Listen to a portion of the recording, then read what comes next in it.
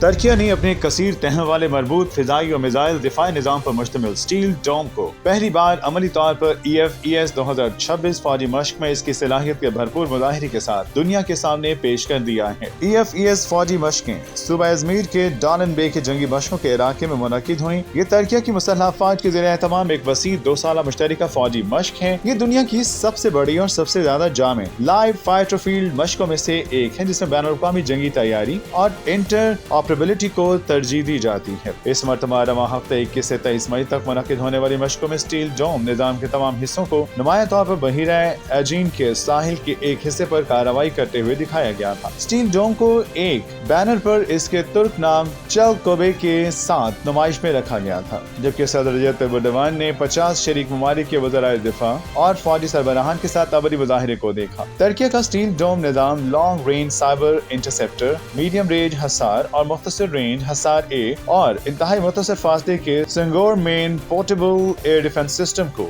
ایک تہہ دار ترتیب میں لاتا ہے، جو کروز میزائل اور ٹیکٹیکل میزائلوں سے لے کر چھوٹے ٹیکٹیکل میزائلوں تک کے خطرات کو روکنے کے لیے ڈیزائن کیا گیا ہے۔ یہ فن تعمیر ترکیہ کی ایک ہی نظام پر انحصار کرنے کی بجائے تحفظ کے مختلف حدود کو تیار کرنے کی کوشش کی عکاسی کرتا ہے، جس میں طویل فاصلے مختصر فاصلے کے عناصر کو ایک ساتھ لایا گیا تاکہ خطرات کا سراغ لگایا جا سکے اور ان کو فلائٹ پروفائلز کے مختلف مراحل پر روکا جا سکے۔ مختصر فاصلے کے کٹولگا فضائی نظام کے فاصلے کو بھی لائیو مظاہرے میں شامل کیا گیا ہے، جس میں میزائل پر مبنی اثر کرنے والوں کے نیچے بندوق پر مبنی کلوز ان تہ شامل کی گئی تھی، جبکہ اسٹیل ڈوم کے لانگ رینج جز میں سائبر بلاک 1 قبولیت کا ٹیسٹ پاس کرنے کے بعد جنوری 2026 میں باضابطہ طور پر آپریشنل سروس میں داخل ہوا ہے۔ اسٹیل ڈوم کا دائرہ روایتی میزائل پر مبنی مداخلت سے آگے بندوق پر مبنی ڈائریکٹڈ انرجی اور الیکٹرانک جنگی تہوں تک پھیلا ہوا ہے، چنانچہ آسیلان سے گزر hybrid air defence system missile, بندوق اور لیزر ٹیکنالوجیز کو ایک پلیٹ فارم پر مربوط کرتا ہے، جبکہ کارکٹ خود سے چلنے والے اینٹی ایئر کرافٹ گن ایٹم پروگرام کے قابل ایئر برسٹ ایمونیشن کا استعمال کرتی ہے تاکہ ڈرونز اور کروز میزائلوں کو مختصر فاصلے پر شکست دی جا سکے۔ کوئران ریڈار الیکٹرانک حملہ فراہم کرتا ہے،